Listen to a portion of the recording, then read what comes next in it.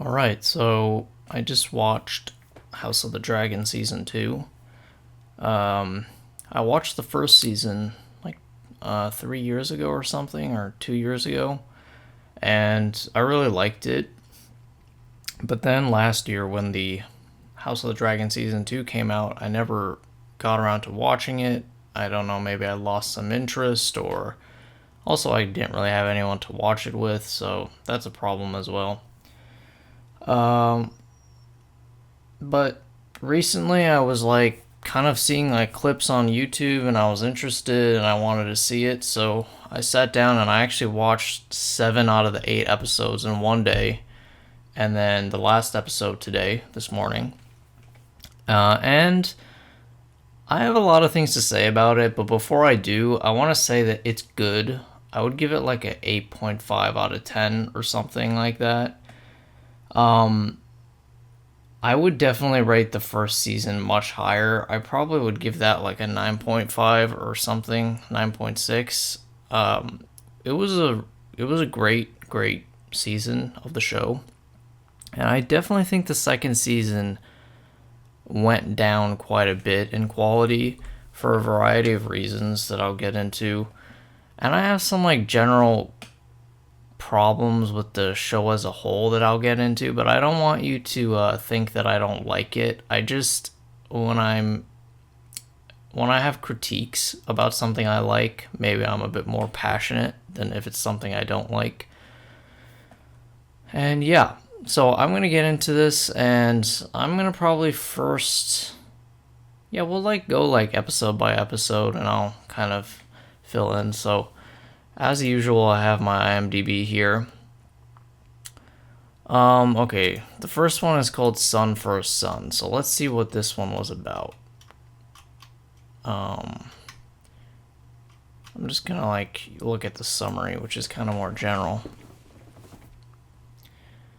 Yeah, okay, this one was pretty good and like an emotional start to the season.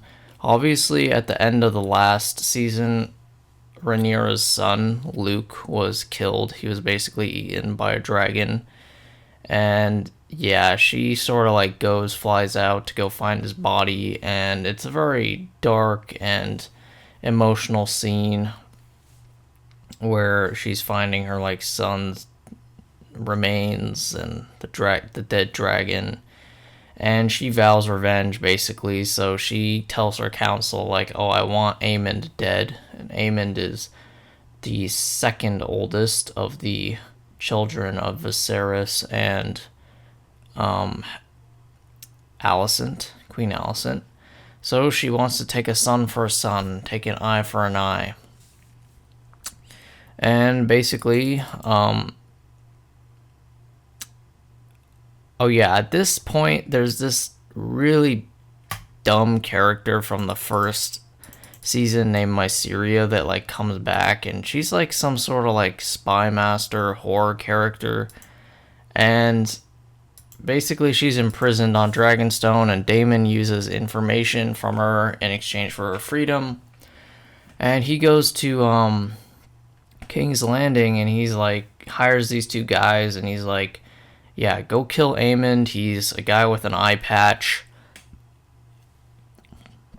But he also says like, if you can't find Aemond, like he basically says like you can kill anybody. So it's definitely a rough situation. So they go in, and yeah, it's a pretty dark scene. Like they go in, but they accidentally, well, they go into Aemon's room and he's like gone, and we later find out he's at a brothel with a woman, and that's kind of a point of guilt for him. But they like go into Aemon's room, he's not there, so they keep going through the castle, and they find Helena, who is the king's wife, King Aegon's wife, who's a very nice, cute lady. And basically, there's the two kids in the bed. They're like probably 3 or 4. No, probably like 3. And they basically like tell the mother, while she's like, she has a knife to her throat, like, who's the boy? Who's the boy? So they're gonna kill the boy. she gives away the boy, and they don't just kill him, they like decapitate him. So it's very disturbing. Very, very disturbing. And then, like, yeah, that's basically how it ends. And this is a bad start for Rhaenyra. And this sort of continues to the most of the season, where it does seem like she's losing. Like, she's not making the best decisions. And she's kind of like definitely the weaker party. But also through this episode, we see that Otto Hightower is still there, and he's sort of like still the guy that you would want leading the kingdom. He's very strategic and sensible, and he's a ruthless man, but he's not evil in any way. He's just a guy that definitely strives for power, but he's also like concerned with the well-being of the country, and is not a guy that makes emotional decisions. And yeah, so then we go into the second episode where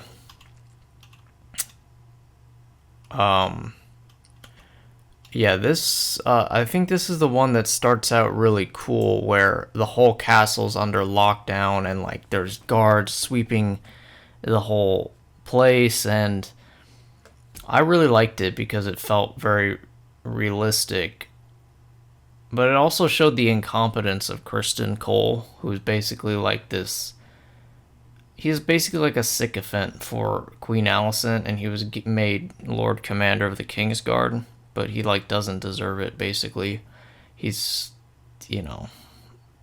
he's basically gets on his hands and knees for her. He's this beta male, and yeah, he also just totally boggled this whole thing.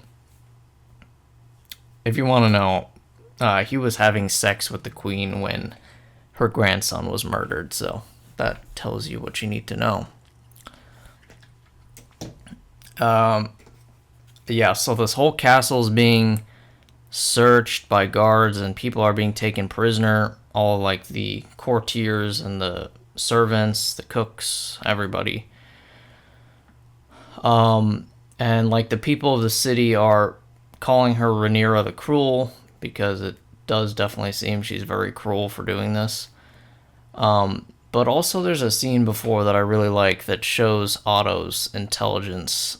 He wants to hold a public funeral, like basically turn the death of his grandson into a political victory, which is it's a very uncomfortable thing to talk about, but he's definitely right about it, because look, if something really bad happens to you, you can take revenge in certain ways that are very destructive, or you can like be more logical and turn a big loss into not a win, but you can make it not a complete failure, where the kid didn't have to die in vain, because at least they can use this to turn the public against Rhaenyra and like portray her as this evil person, which is in its essence like revenge, but it's not a type of revenge that would potentially result in massive destruction and all this. But the king is very furious. He wants people to be killed. He doesn't want to have a public funeral for his kid. He eventually consents to it, and the Queen Mother Alicent and the Queen Helena are going to be riding in this procession with the coffin. And I liked that scene. It was a really good scene. Like, they're riding through the city, and the people are like generally warm to them, and you usually see that people don't like the royal family in King's Landing. So this was a good scene where it shows that Rhaenyra has genuinely screwed up here by like going based on her fury and her emotion, by setting this all in motion. And yeah, there was a good scene where like the carriage gets stuck in a bit of mud, and all the peasants and the people of the city like come and they want to like touch the hand of the queen, and the queen is like she's a very like soft woman, and she starts like panicking basically because everyone's like trying to touch her while she's like, mourning her child and all that. So it's a very sad scene. And at this point, they catch one of the guys that killed the prince, and he says that the other man he worked with was a rat catcher at the Red Keep. So then we know that information. Then we go back to Dragonstone, and Rhaenyra's like, yeah, my popularity is going to suffer because of this. And then she basically confronts Daemon and says that, did you tell the people that if Aemon wasn't there, you should kill anybody? And then Daemon denies it, but it's ultimately true. Rhaenyra says she can't trust him anymore. Daemon flies off to Harrenhal to recruit basically the army of the Riverlands from the Tullys. And basically, Prince Aemond, the guy with the eye patch, goes to a brothel, and he's kind of like remorseful over how he killed Luke at the end of the first season, and also that he sort of was out at a brothel while these men came to kill him, and that's why his nephew was killed. And at this point, Sir Criston Cole orders Eric, who has a twin brother who serves Rhaenyra. He sends him to go to Dragonstone to try to disguise himself and kill Rhaenyra as revenge. And at this time, Eric enters Rhaenyra's chambers, and basically Mysaria, that character that Daemon had imprisoned, is leaving, but she sees this guy and she alerts the guards, and basically Rhaenyra is saved. And Eric kills his other brother, and then he kills himself with grief. And then we go back to, this is a good scene. This is one of the best scenes probably of the season. Aegon is completely stricken with grief, and he kills every single rat catcher in the Red Keep. Basically collective punishment. He doesn't try to figure out who it is. He just kills everybody that's a rat catcher to try to kill all the assassins that killed his son. And then at this point, Otto is consumed with anger at his grandson, and he's like, we just paraded your son through the streets to show that we're the victims here, and now you've basically thrown that all away, and you've created yourself into this tyrant who just kills everybody just because you're angry. So you've destroyed all the strategy we had, and not only that, you have a bunch of people crying outside your gates because their family members were killed because of your anger. So he's like, you're a fool, and your father, we're all the poorer after your father died, and now that you're the king. And then Aegon is like, okay, you're fired, grandfather, get out. And then his grandfather's like, you will regret this. And he gives the Hand of the King position to Sir Criston Cole, who, as discussed before, is not a very competent man. He's just basically a sycophant that just is on his hands and knees for the queen. And he's just really incompetent to be in this position. And yeah, I would say this is when slowly Rhaenyra's fortunes start to get better a little bit. So he does regret it ultimately. Then we have the next episode called The Burning Mill, and we see at this point that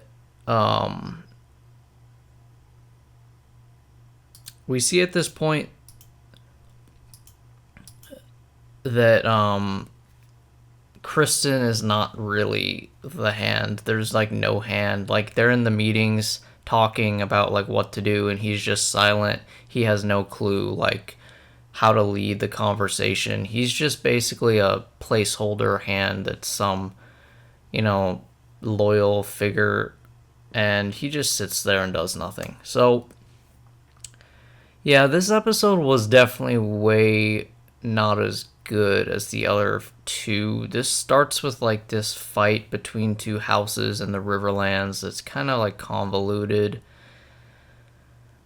The Brackens and the Blackwoods, and then Rhaenys tells Rhaenyra that Alicent may be reasoned with, and they can like avert this war.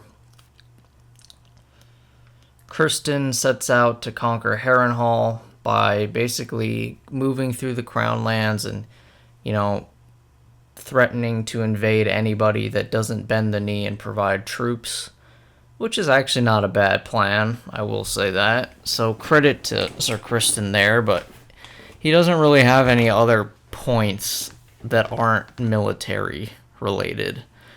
And I don't think he's like particularly brilliant in that way either. It's just sort of a good plan.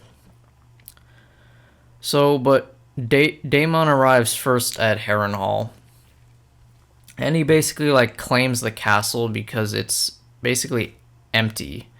The Lord of Harrenhal is Larys, who's basically the Master of Whisperers, I believe, in King's Landing. So his place is with the council. So his castle's empty. Daemon arrives. He basically proclaims himself the Lord of Harrenhal. But the castle's in total disrepair, and all the gold has been removed. And this is where some of the biggest problems with this season begins. So, and I'm not saying that... Okay, I'll explain it first. So Daemon is like in Harrenhal, and he's like having dragon dreams, which if you don't know, the Targaryens have these dreams and visions, and they see all this crazy stuff because they're like magical people, ultimately. So Daemon is doing this, and then he awakes, and then there's this woman named Alice. She tells him that he's gonna die or something like that. This is all weird, but this is the problem with a lot of the episodes of this season. Basically, for I think about 3 or 4 episodes, Daemon, who's like one of the best, most interesting characters, is basically out of commission, just dreaming about random stuff that has very little effect on the plot until like the last episode he dreams. And basically he's just wandering around, just doing nothing, out of commission, just like a bozo. And it's just like lazy storytelling, where they just like put him out of commission because they wanted to talk about other stuff in the story and they don't know what to do with him. Because, I don't know, he would like actually maybe end the war or something. I don't know. So, okay, and Rhaenyra sends Rhaena and her younger children and dragon's eggs to the Vale with the Arryns to protect the Targaryen line. She's basically worried that her kids are going to be assassinated in Dragonstone. So she sends them to the Vale, which is a neutral kingdom right now. They haven't joined the war. And then this is a big problem as well. That Mysaria lady becomes Rhaenyra's advisor. And this character is really, really, really fucking annoying and bad.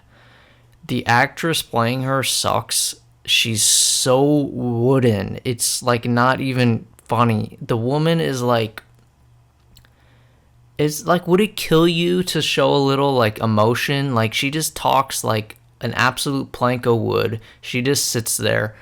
And then they try to force over the next couple episodes like a friendship, and then we'll get to it, but they try to actually push like a lesbian romance into the story.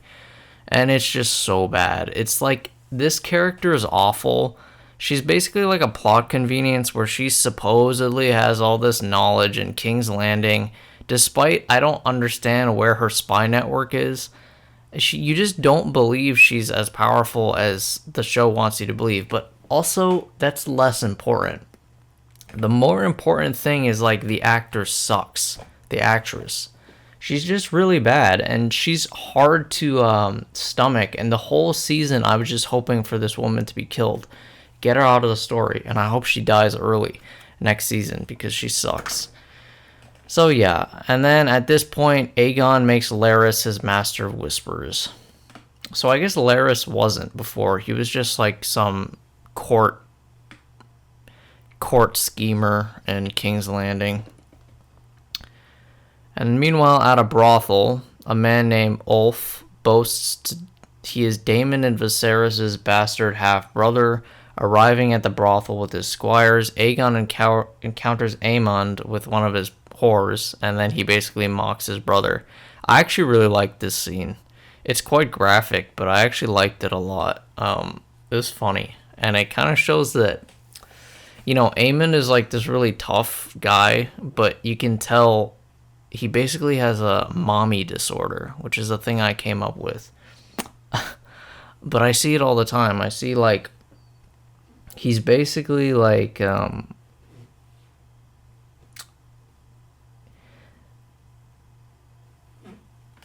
he treats his woman like they're their mom and he's the kid. Like the way he's around this whore woman is very sus, which tells me that his own mother wasn't really there for him, which is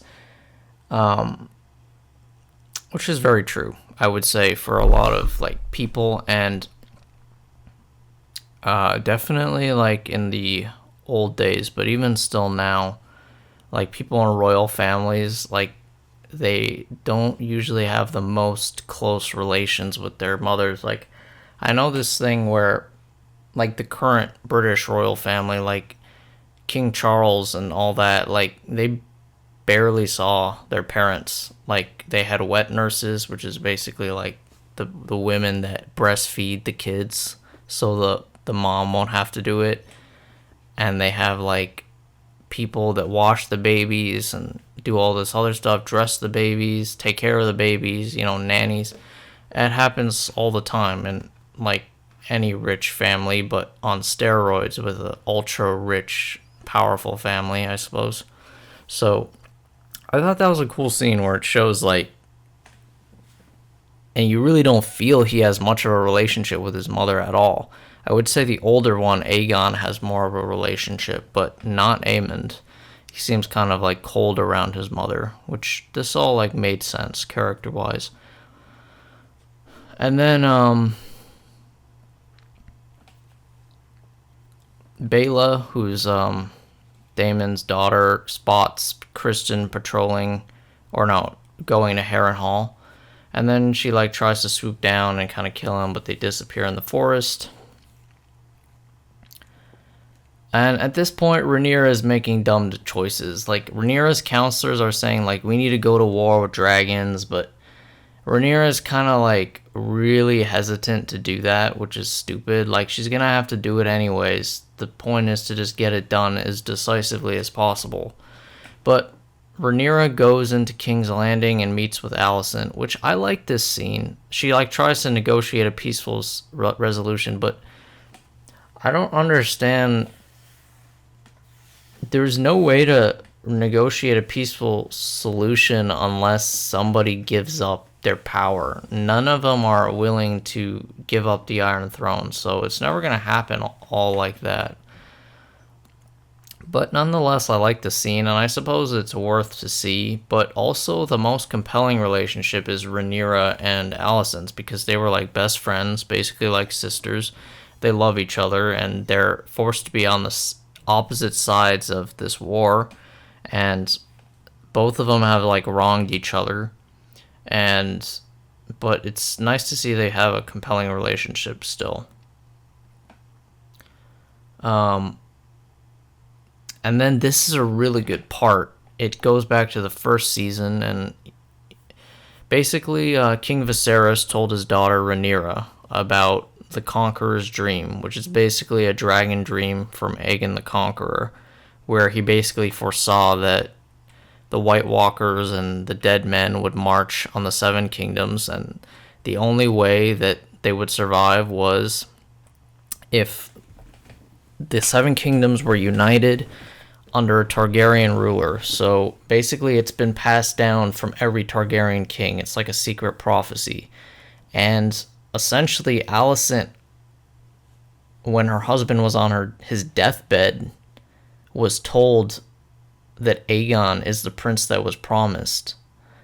But Viserys was talking about Aegon the Conqueror, not her son. And because Alicent didn't know about this prophecy, she thought that he was talking about her son, and that her son is the heir he wanted. But Viserys the whole time thought that he was talking to Rhaenyra, and Viserys was thinking that he was just reminding his daughter, of her like sacred duty to pass down this prophecy and defend the kingdoms. But that Alicent doesn't know that, and at this point, Rhaenyra figures out that this is what Alicent thinks, that she misheard what her husband was saying, and she really wasn't trying to be this schemer to like steal Rhaenyra's birthright. She was just trying to sort of do her husband's, last wishes. And then at this point, like, Rhaenyra sort of reveals that, and it sort of puts a bit of doubt in Alicent's head, where she doesn't know if she's like done her husband proud, I guess, in this situation. She's concerned that she's made a huge mistake. So that was good, but that was definitely a lesser episode. So then there's this next episode, which is a very good one. It's rated 9.4. I think that's definitely overrated. Mainly because I thought the action scene was kind of underwhelming. I thought it could have been a lot better. But there was some good, like, emotional substance and significance to the episode. So Daemon is still around at Harrenhal dreaming up his dreams. Daemon dreams that he decapitates a young Rhaenyra. This was a good scene. I like that. Because there's this whole theme where Daemon is like, he longs for the Iron Throne, and he's always denied it. First by his brother, and now he has to like serve Rhaenyra, and he can't tell if that's what he wants to do, or does he want to just try to seize the throne for himself. And then at this point, Grand Maester Orwell prepares Alicent moon tea, which is basically a drink that induces abortion. So Alicent's just doing Alicent things, She's having sex with Criston Cole, and she's pregnant, and she kills the kid in an abortion, and it's an emotional scene, and it's unfortunate. But, she has no choice, because she's an unmarried woman, and how does an unmarried woman get pregnant? So then Alicent asks the Grand Maester, like, you served my husband when he was on his deathbed. Did he ever say that he wanted Aegon to be heir? Did he ever waver on making Rhaenyra the heir? And the Grand Maester professes ignorance, but Alicent is starting to question what she thought was the truth, which I like. Shows her humanity. Criston is basically going through the Crown Lands, killing lords that don't bend the knee, and then getting the remainders that do. Alice, back at Harrenhal, tells Daemon that Harrenhal is haunted. And then her potion causes him to hallucinate, seeing his deceased wife. So Daemon's being haunted by visions at this castle that's in complete disrepair. Rhaenyra returns to Dragonstone and agrees to a war using dragons. So she's finally figured it out. She needs to do the job. But Rhaenys volunteers herself and her dragon Meleys. Aegon Aegon complains about Aemon and Kristen planning battles without him, but Alicent dismisses this and says his lack of wisdom and knowledge makes him an inferior king. She advises he can best serve the realm by doing nothing and to defer to his advisors. So this, I'd first like to say about Aegon, I found him to be a sympathetic and likable character. I never view him as an evil person. I think he's like a person that has a huge burden placed upon him, and he's very he's not like educated enough, or he doesn't have the will to really take charge. And but then he's also like slighted by the fact that people are like doing his job for him. Like he thinks he should do it, but he really doesn't have the skills or the will to take charge. And then like I would say he gets more sympathetic as time goes on, and we'll go through why that is. And then he gets drunk and he goes on his dragon and flies Sunfire, which is his dragon, to Rook's Rest, where the battle is happening. He wants to basically go in on his dragon like a true king and like win the war and be, he wants to be the man. And this unfortunately does not go well. So Rhaenys, which was one of my favorite characters, I really like her. I think the actress has like has a certain beauty to her. She's an older woman, but she has like this like powerful face and voice. She really does like kind of look like a princess. And she had like a dignity and nobility to her.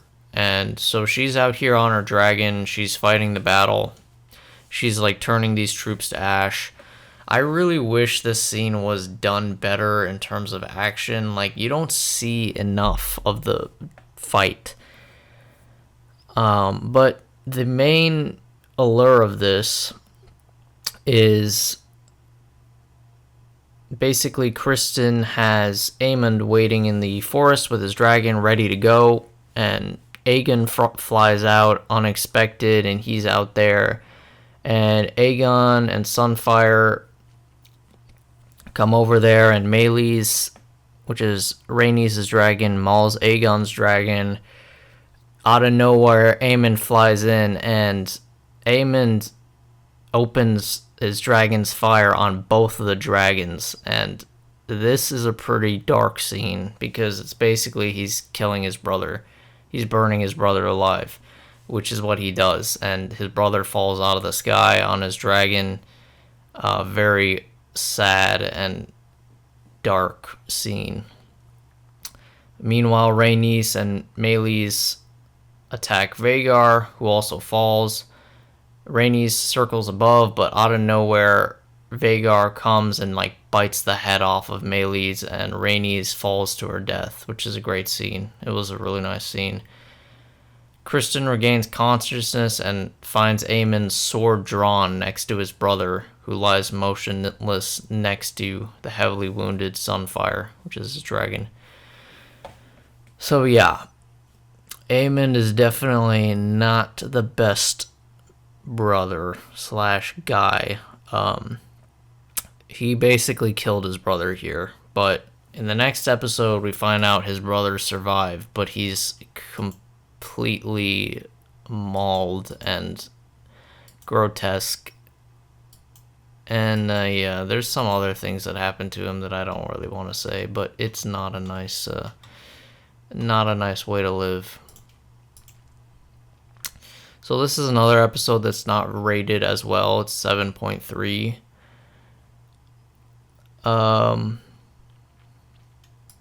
Okay, so this one's called Regent, where basically Aemond is declared regent while his brother is incapacitated. He's basically in a coma.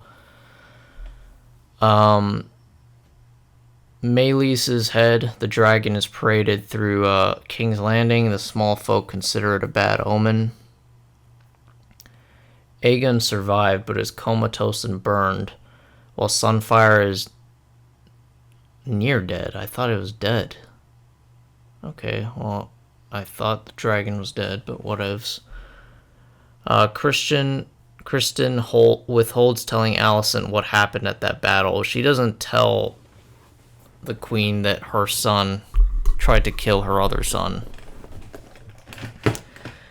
Which is probably a good idea, because if she found out, she would probably be killed as well. Daemon dreams of incest with his mother, who calls him her favorite son. Okay, well, I did not pick up on that, but that's pretty weird.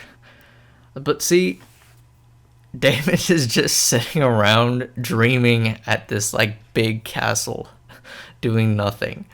So, it's weird. He's just out of commission for a few episodes, which I think is really lazy writing. The small council rejects Alicent's bid as regent, and she's basically cooed in this moment after her son is comatose. She's basically stripped of all power. Aemond, her son, says that he doesn't want her on the council. Aemond also shuts the gates of the cities, preventing the starving people from fleeing because they're under blockade by Rhaenyra. And then Lady Arryn tells Rhaena she is disappointed she received 2 hatchlings rather than a mature dragon, which she requested. At the Twins, Jace obtains the Frey's allegiance in exchange for giving them Harrenhal after the war is won, which I like this because it kind of connects to the main series, where the Freys are, unhappy vassals under the Tullys, and they're always like scheming for more land and stuff. But they're definitely more reasonable than their ancestor, Walder Frey, who's a psychopath.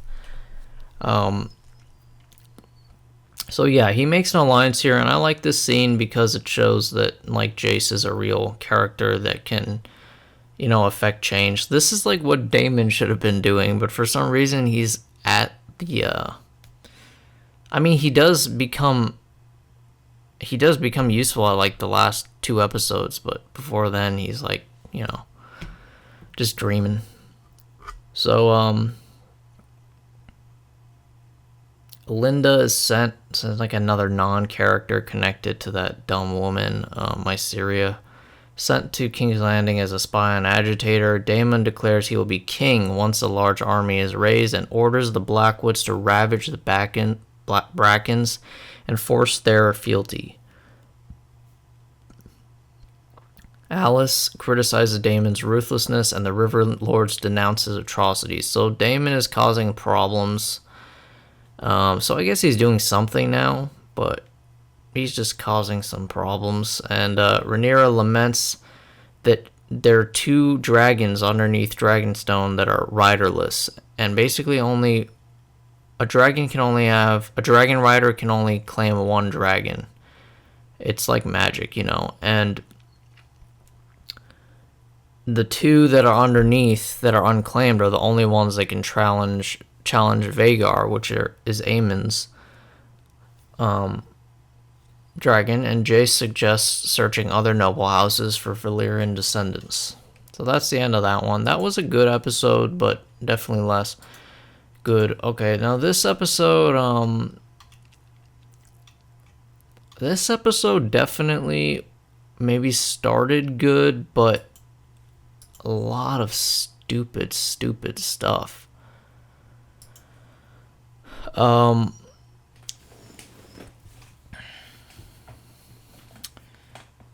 Jason Lannister leads his armies to the Golden Tooth. Aemon refuses vassal Humphrey Lefford's request to fly there and provide support.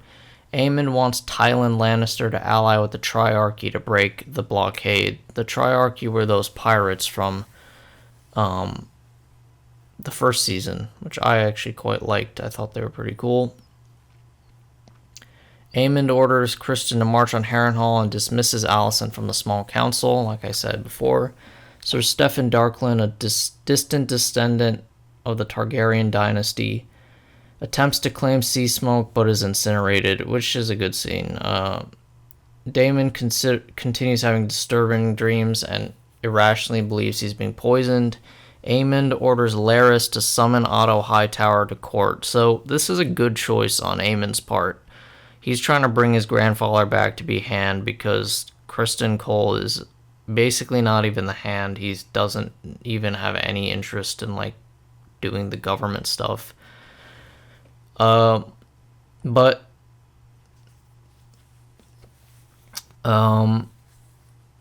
his grandfather doesn't like return the message, so we don't know what happened to him.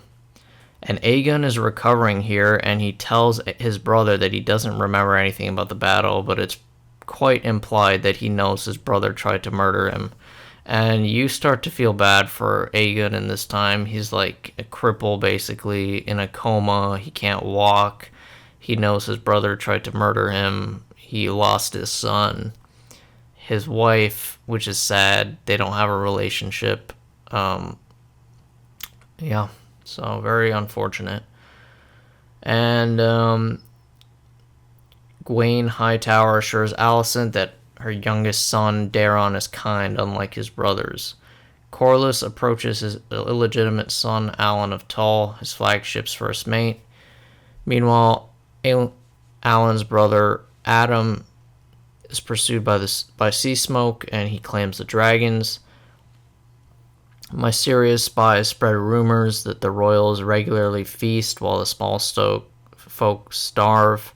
And then there's basically like a bunch of boats that come to give food to the people from Rhaenyra, and the people say like, oh, Rhaenyra's nice now. And I like this because it shows that like popular opinion and will just like turns on a dime, and the people are ready to basically pick whoever takes care of them, which I think is pretty realistic.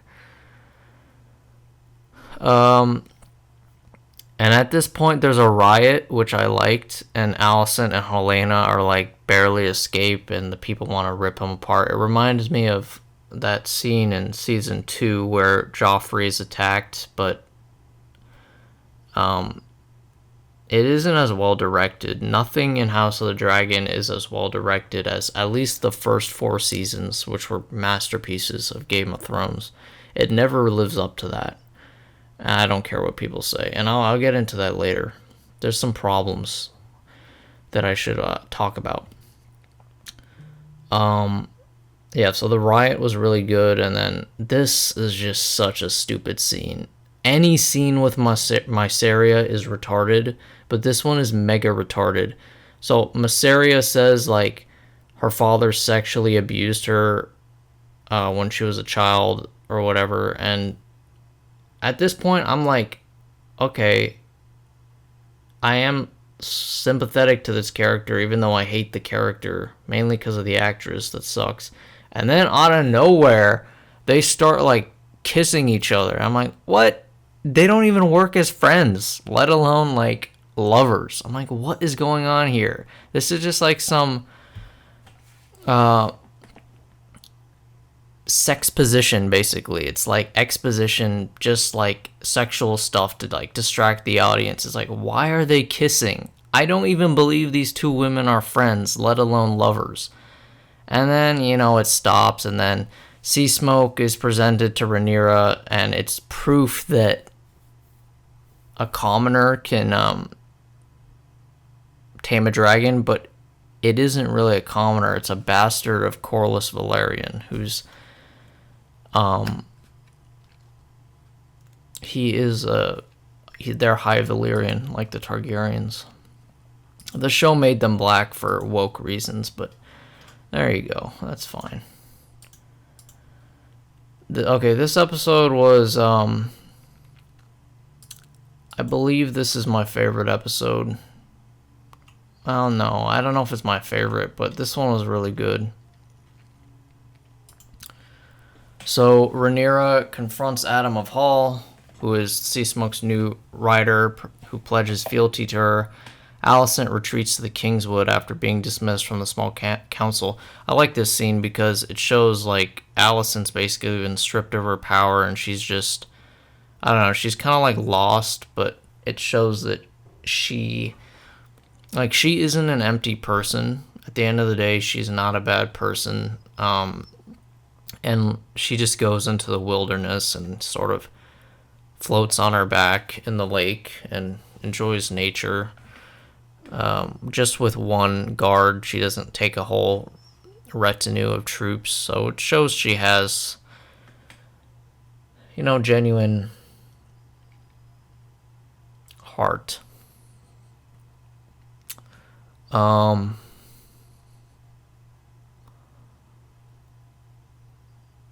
So, okay, so while departing the Eyrie, the young princess, Rhaena, leaves to find the wild dragon. Mysaria tells Rhaenyra that she's put out a request in King's Landing for bastards with claimed Valyrian ancestry, so Targaryen bastards, as potential dragon riders to claim the two dragons underneath Dragonstone. The new Lord Paramount, Oscar Tully, offers Daemon allegiance. So Daemon finally becomes useful after like 3 to 4 episodes of doing nothing, sitting around Harrenhal, dreaming about random stuff. He finally has a purpose. And Oscar Tully says that, like, you have to execute this lord that you said to go savage our province, our kingdom, the Riverlands. And Daemon, unhappily executes the man in a very good scene. And Daemon starts having visions of his brother, which are more important to the plot, I would say, and character development. And yeah, he learns that the crown is kind of a burden on his brother, or was. And Jace confronts Rhaenyra, arguing that bastard dragon riders could challenge the Targaryens' power and threaten succession due to his own illegitimate birth, which is a sad scene because he's a secret bastard and he knows he's not a true-born son of hers. And the bastards return, and these two characters that have been sort of introduced before, but kind of a little haphazardly, Ulf and Hugh, come, and then Vermithor kills a bunch of the bastards, but Hugh claims him, and then Ulf claims Silverwing and flies over King's Landing. Aemond rushes on Vhagar to pursue him, but he retreats once he sees a bunch of dragons at Dragonstone. This was a very good episode. I liked it. Alright, now the final episode is rated a 6.4, which is the second lowest of the entire season, and I don't agree with it at all, but I do see why people wouldn't like it, because it is not an epic ending, and the fault of that lies on the fact that on the other episodes of the season that wasted lots of time and development that could have, they could have been just like much more interesting, and then they could have came to a head here in this episode. But I thought this episode sets up the third season really well, which has a real potential to be great if they do the third season right. I think it could be better than the first one. So basically, let me pull up the summary. Okay, this scene is so retarded. Okay, Tywin Lannister recruits the Triarchy as allies, and there's this ridiculous, like, feminist insert character called Captain Lohar, which of course is a woman, and everybody respects her because she's just the greatest warrior that ever lived. Meanwhile, she's very scrawny and annoying. Like, in the original series, Brienne of Tarth was like, you more believed that it wasn't just like a feminist insert character because she was big and she did not have the respect of all the men. She had to earn her place, and she also was like well balanced by male characters, and she could not be the one that always stood up for herself. Like, she needed Jaime when she was about to be raped, and he saved her. And then he sacrificed his hand to basically stop her from being raped and all this other stuff. And it really just felt like she was a real character where it wasn't just about her being a woman. But this character is basically just there. Oh, she's a woman. They all respect her. The Tywin Lannister has to beat her in a fist fight to earn her respect. And Of course, he's struggling and she's just there being awesome. But he earns her respect, and she becomes somewhat tolerable after that because she's not as annoying.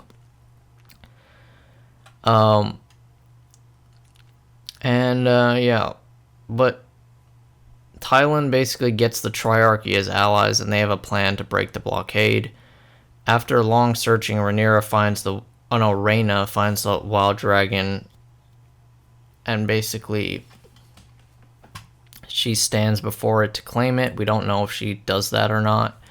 She doesn't have a dragon, so we'll see that in the third season. Gwaine confronts Kristen and basically says, like, you're having sex with my sister, the queen. And that was a good scene. A rage-filled Aemond destroys Sharp Point with Vhagar, which is a town, and Rhaenyra, who hoped having more dragon riders would deter conflict, basically says, like, no, we're going to have to go to war, which she should have done a long time ago. But I respect the fact this season builds up the third season, and I hope it lives up to its potential. And then this guy, Ulf, who's the bastard that claimed the dragon, is like an absolute dickhead, and he's basically very rude to everybody, and his mother, despite like coming from a shithole, he has no respect. I hope he dies. He's really annoying. Alan rebuffs Corlys's... Okay, so Alan is the bastard son of Corlys Velaryon, and Corlys basically has ignored this fact because obviously it's a bastard, it's a kid out of wedlock, and he was married, so it's a shame. Rhaenyra and Adam fly to Harrenhal after Simon Strong sends warning that Daemon may be a traitor to her. Like, there's concern that Daemon may just take this army that he's got from the Riverlands and attack King's Landing and seize the throne for himself. So, Aelys leads Daemon to a weirwood tree where he foresees a future including a White Walker and Daenerys Targaryen, seeing himself as one in part of a larger story. Okay, so this is the only dream, or one of the only dreams he has that actually like makes sense story-wise, because he sees the Conqueror's dream, basically. He sees that, you know, the Targaryens have a duty to defend the kingdom against threats beyond the wall, and threat that no one can really resist, an army of dead people. So at this point, Daemon bends the knee to his queen and says, like, yes, the army is yours, we will fight for you, I won't seize the throne for myself. And Helaena refuses Aemon's demand to claim one of the dragons around King's Landing called Dreamfire. She's a very nice woman. She doesn't want to kill anybody. And then, this is a weird scene. Basically, Helaena says that, I didn't notice this, but Helena's having dragon dreams too, and I really wish this was built up. I didn't see this in the actual season. I don't know if this happened, but apparently Helaena tells Aemon that, like, he's going to die and Aegon will reclaim the throne. So, and then he's like, I could kill you for this. This is treason. And then she's like, it's not going to change what happens. So she's like a dragon dreamer. She's a very nice, cute lady. I like her. And then Alicent travels to Dragonstone, offering to surrender King's Landing to Rhaenyra in exchange for her family's safety. Rhaenyra insists that Aegon must die to secure the throne, which is probably correct, unfortunately. Otto is glimpsed as a captive in a cell. I like this point because Otto is like my favorite character, and he was like gone for like 5 episodes. But he's been captured prisoner, and we need him back in the 3rd season. He's really important. I really like him. And then, like, you see all the armies of the Reach, the North, the Westerlands, the Riverlands, and the fleets of Velaryon and the Triarchy mobilizing for war, and everything is set for the war, the Dance of the Dragons. So I like that part. It all came together at the end. Um, but we need to talk about problems with this show in general and this season. I said earlier about how Game of Thrones, specifically at least the first 1 through 4 seasons, which were the ones that were faithful to the book and, you know, not in decline, let's say, were directed so much better and written so much better. And the reason I say this mainly is this show, while Game of Thrones was also dark, unlike that, this show literally has like no moments of levity or love, or even the way it's directed. Like, there's barely a single scene that's ever shot in sunlight. It's almost all gloomy, dark, dark, dark, dark, dark. And yes, I understand that they wanted to capture the darkness of Game of Thrones, but what they didn't understand about Game of Thrones is it had these moments where, like, whether it was like Tyrion being funny, or it doesn't even have to be like a funny or happy scene. It could be like characters proving themselves and, you know, having moments where like Tyrion earns his father's respect, or you know, Shay and Tyrion's love scenes, or things like that. Just like moments of happiness in an unhappy world. This show and season is all negative. Another problem I have with the direction is King's Landing genuinely feels like so much worse than in Game of Thrones. Game of Thrones, it felt like a lived-in city where real things were happening and stuff like that. But in this show, it's very, like I said, gloomy and just unhappy and feels very fake. Problems with this season, though.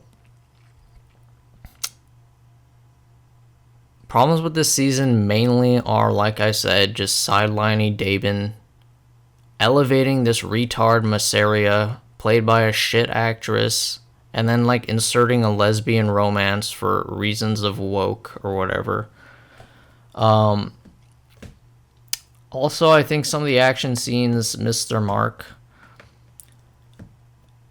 Overall, one thing this show does really good, specifically the first season, I think, I love how they really do make the Targaryens feel very superior to everyone else and like all the other lords. Whether it's their dragons or their appearance, they're all very beautiful, sort of hairless, blonde, blue-eyed people, very gorgeous. You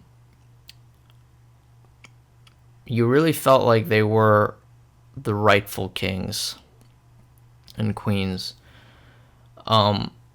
So that's one thing it does really well. Another thing this season did not do well, and it sort of showed a little bit in the first season, but just like overly dull and sort of how do I say it? Like, at some points the dialogue, seems like overly dull, but also like just too wordy, and like they're trying to almost like seem like, oh, they're trying to make something that's really undeep like sound deep just because they add like fancy words. That's how I should say it. That's the problem with the dialogue in this season specifically. And I really hope they fix that. Too many and too much filler where they're just like sitting in silence, crying and waiting to wait out to get the next dialogue to spend as much time as possible. So filler, there's too much in this season, whether it's Daemon or dialogue that was just way overdrawn. But overall, like I said, a good season. It definitely missed the mark in a lot of ways, but I think Season 3 can definitely be great. They're going out to battle on King's Landing, and I'm genuinely curious. Oh yeah, I should say, Aegon fled the capital to Braavos at the end of the season. So Aegon's not going to be the king anymore. I don't know if his wife was in him. It was in the carriage with him. But he's definitely fleeing. So he's not going to be the king. So that means Aemon's going to be the king. But according to Helena, Aegon's going to reclaim the throne. Alright, so give it an 8.5. First season's like a 9.5. I'm pretty sure I did an episode on this on my show. If I did, I think I did. I will put it in the end card. So thank you guys. See ya.